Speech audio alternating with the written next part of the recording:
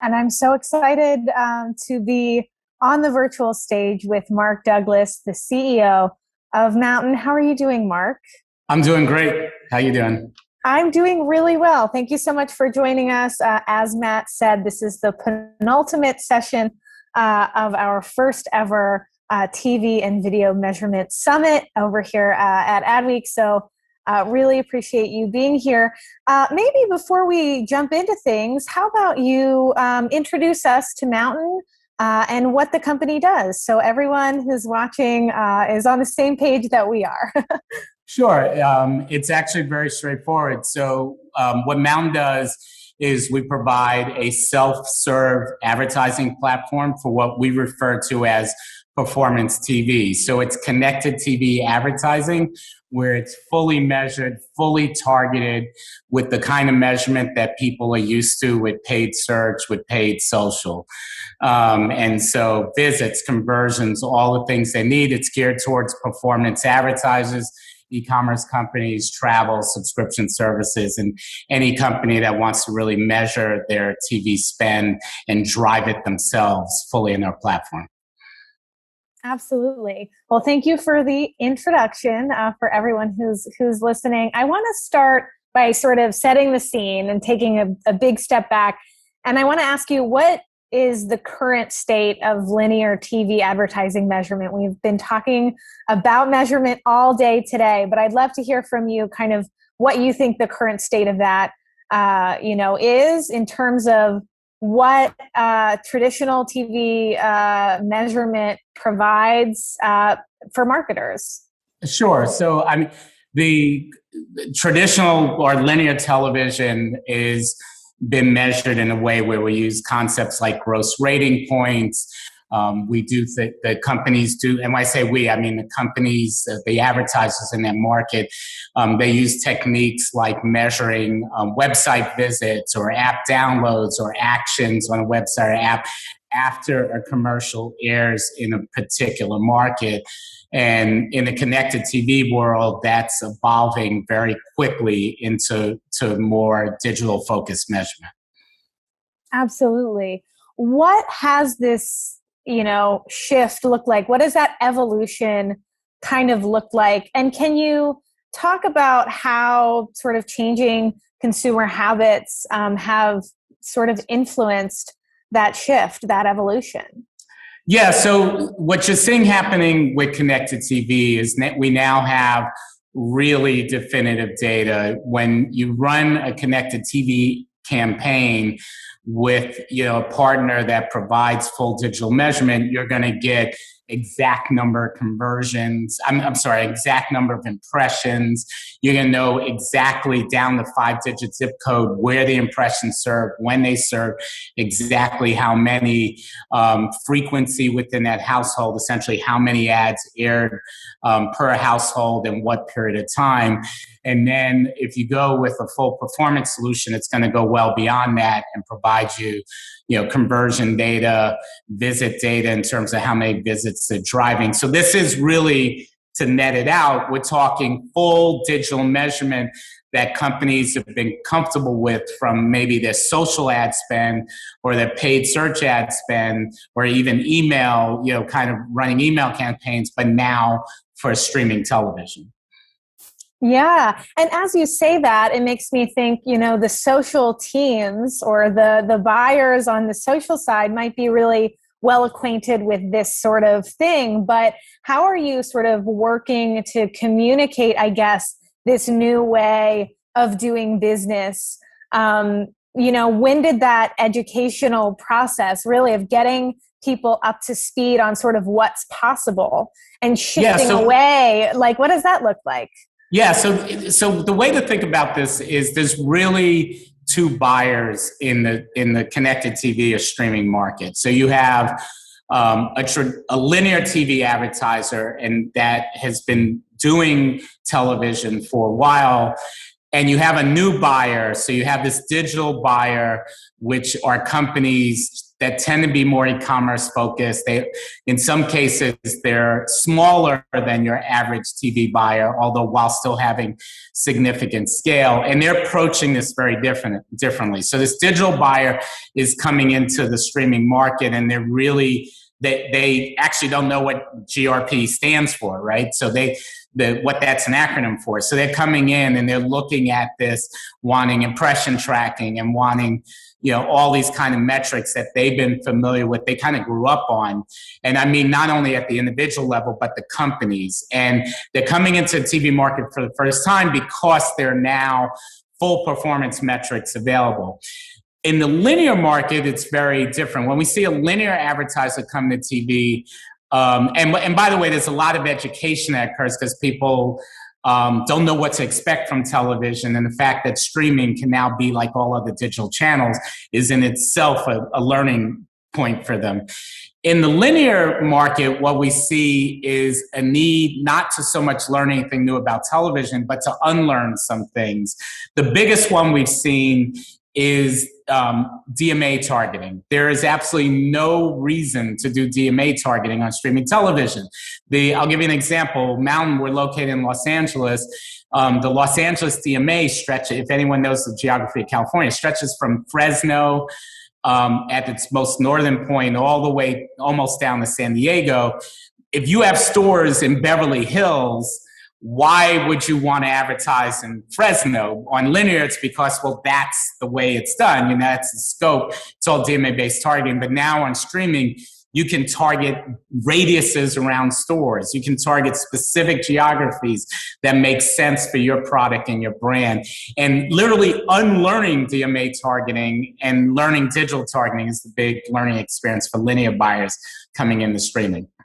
Yeah, absolutely. I wonder, sort of you described these two types of buyers, and I wonder how the last 15 months or so, and by that I really mean the pandemic, not just a sort of consumer acceleration towards streaming, but also sort of different business needs. Businesses were saying, okay, e-commerce is maybe the only commerce we're going to have for a while. Yeah. How has that affected sort of who is interested, the sorts of inquiries that you're getting, and the types of conversations that you're having to have to make sure that everyone's sort of up to speed as to what's possible?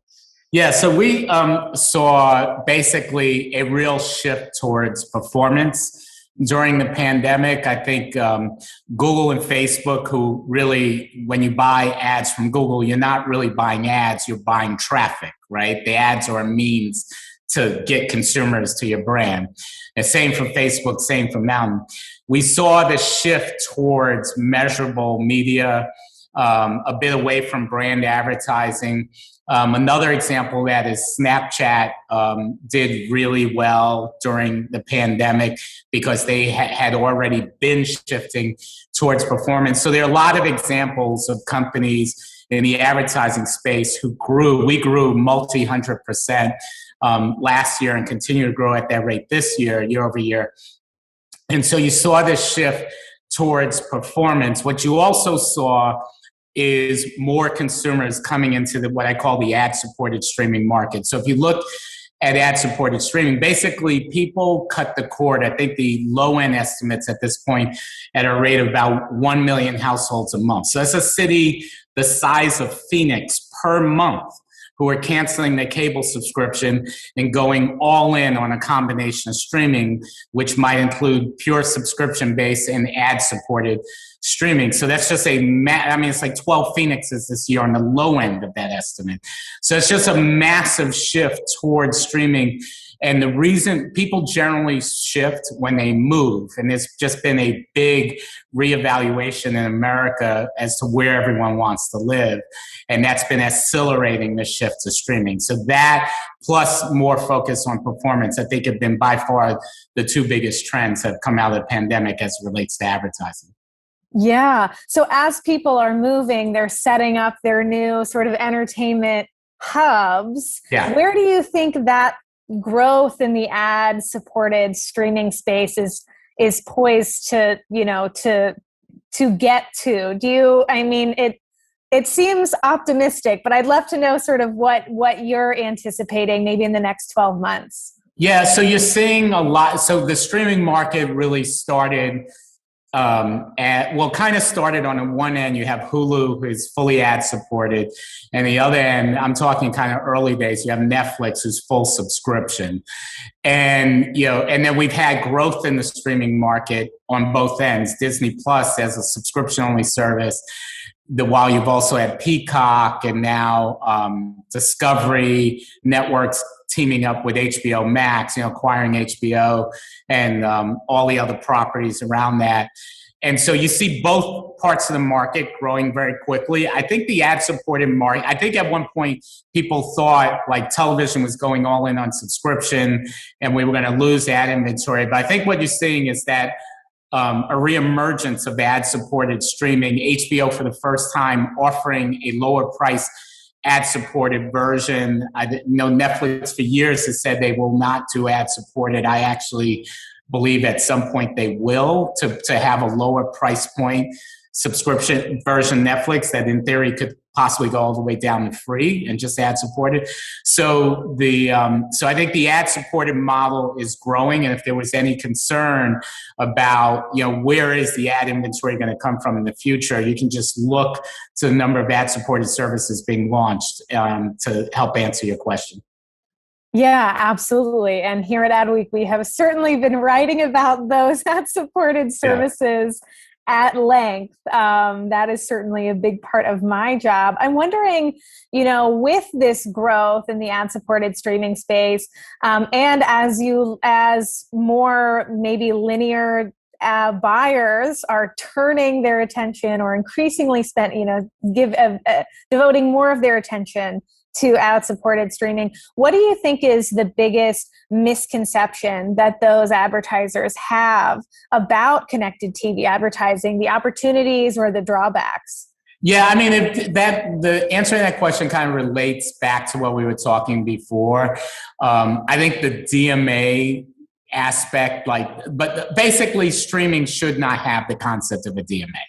It just does not make kill any sense. Kill the I mean, it's killed the GRP and it's moving very rapidly towards kill DMA, but old habits die hard. The geo-targeting is one of the most efficient ways to target in addition, so that's really important. The other thing I think is to really think in terms of audience first.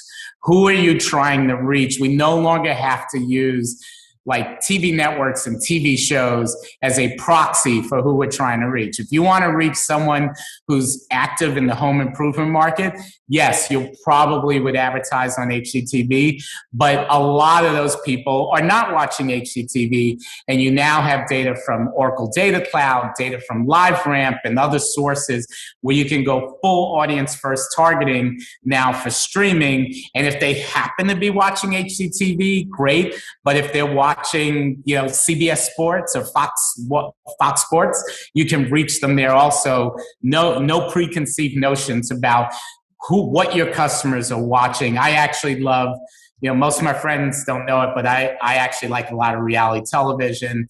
I don't think it's on TV anymore, but Vanderpump Rules. Nobody was going to guess that I was watching Vanderpump. That was. So if you want to reach me, pick the audience. And then I'll show up in that audience wherever I'm watching television. Yeah, absolutely. Absolutely. And I love that we now know that fact about you, Mark. I am in LA, you can't, they're hitting all the spots I'm hitting. So, I have to go, have to watch it. Absolutely.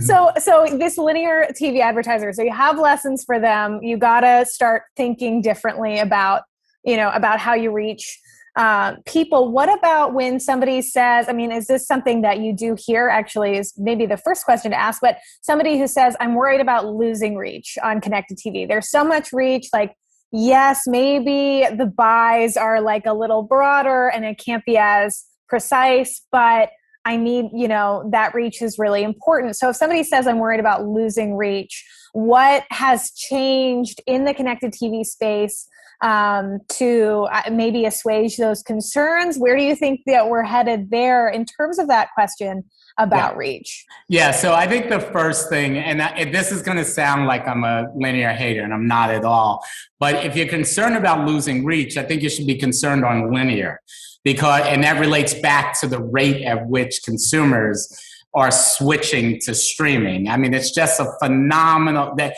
mapped out geographically, that example I gave, a city the size of Phoenix per month. It's linear, I think, over the next 36 months, where you're going to have greater and greater concerns about reach. On the streaming side, yes, 3 years ago, that was a concern.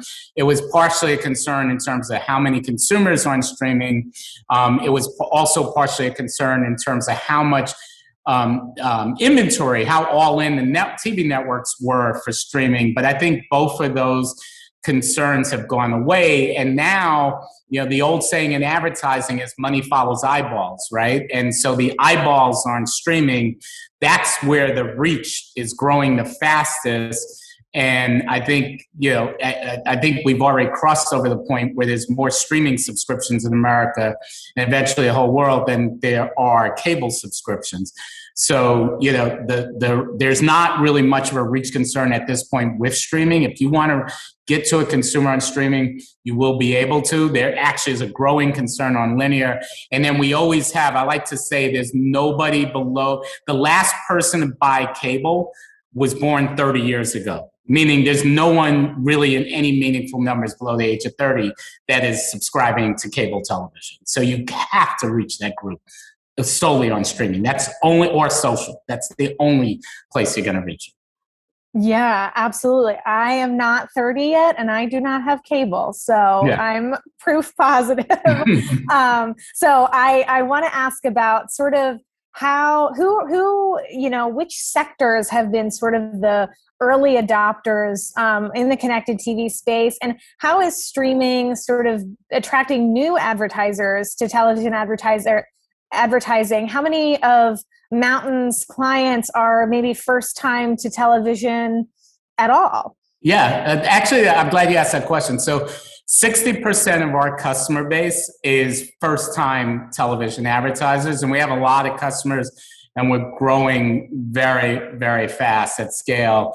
And includes billion-dollar brands, like some pretty big brands. So what you're seeing on streaming is that performance advertisers, and I've given examples, but e-commerce advertisers, travel kind of got hit during the pandemic, and subscription service and things like that, they adopt new ways to reach consumers fast because they are very, very data driven. So you're seeing, I think most brands at this point are spending some money on streaming, but those kind of performance brands, another example, like a Geico, a Progressive, a T-Mobile, they will adopt fast because they're just using data to drive their ad spend in the best situations. And so those are really, I think, the first adopters.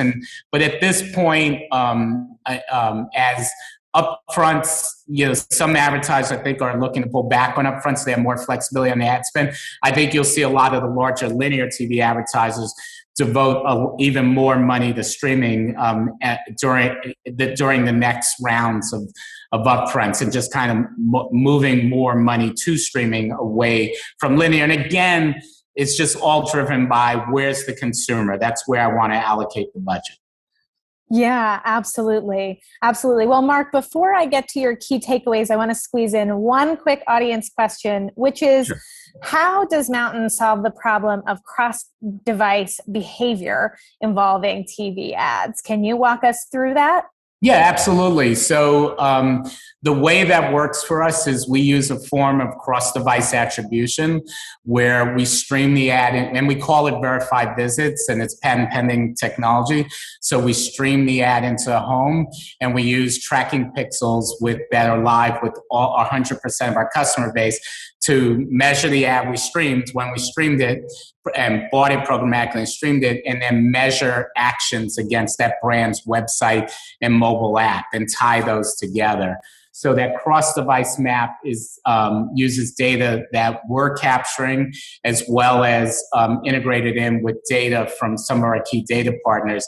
And that tells us this ad led to, basically this interaction with your brand. And eventually, for the brands measuring conversions, actual dollars, how much revenue that resulted in the brand. And so again, we call that performance TV. And that's 100% of focus in our business. Got it. And I'm going to squeeze in one more, Mark. I'm sorry, but I got to get to this one, which is, what would you, and thank you, Ruben, for submitting this. Mark, what would you suggest in targeting multicultural segments?